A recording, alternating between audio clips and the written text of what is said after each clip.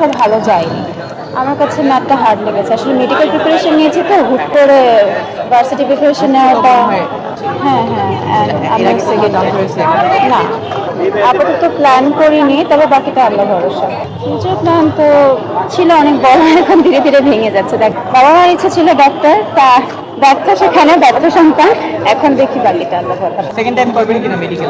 Second time, আমি already second time medical মেডিকেলে 2বার দিয়েছি। মেডিকেলি প্রিপারেশন নিচ্ছি, হুট করে মনে হলো যে মেডিকেলে যেতে হয়নি, এখন ভার্সিটি নেব। বুঝছো সেকেন্ড টাইম? হ্যাঁ, গুচ্ছ সেকেন্ড টাইম। এর আগে কোথাও অনার্সে ভর্তি হননি? না, ওখানে তো পড়ার ইচ্ছা ছিল না, সায়েন্স থেকে নিচ্ছে তো, যার কারণে আমার অন্য কোথাও পড়ার ইচ্ছা হয়। জাতীয়তে তো ভর্তি হয়ে থাকতে পারতেন না? পারতাম, ওই যে ইগো, নিজেকে দেখেছি সবসময় ভালো করেছি পরীক্ষায়, সব জায়গায় স্কুলেও ভালো ছিলাম, তো মনে হলো ইগো ছিল, করবো ভালো করবো, তো ভর্তি পরীক্ষাটা আসলে যতটুকু আশা করছে ততটুকু না, তবে দেখা যাক বাকিটা আল্লাহ করবে। আসলে এটা অনেক বড়, আমি বলবো ভাগ্য, কারণ সব জায়গায় আমি খালি ওয়েটিংয়েই আছি, তো ওয়েটিং থেকে আর কোথাও পাচ্ছি না, তো বলা যায় এটা আসলে অনেক বড় ভাগ্য।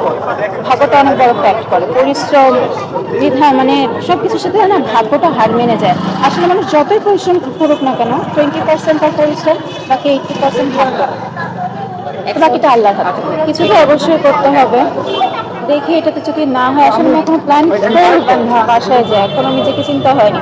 এখনো সামনে গুচ্ছ আছে, কৃষি গুচ্ছ আছে, আবার অর্থোপেডিকের এক্সাম আছে, ওই যে 1% আশা করতে হবে, পারবো ওইটা। আচ্ছা, এই বছর কোথাও ভর্তি না হলে সম্ভবত আর লাইফে অনার্স করতে পারবেন না।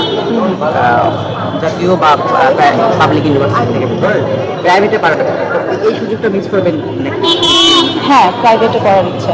প্রাইভেটে পড়ার ইচ্ছা নাই? তো জাতীয়তেও পারবেন না, এখন পাবলিকে তো কিছু হয়ে গেল। এখন সব মিলিয়ে কি লাইফটা কিভাবে দেখছেন? হ্যাঁ, আসলে কেন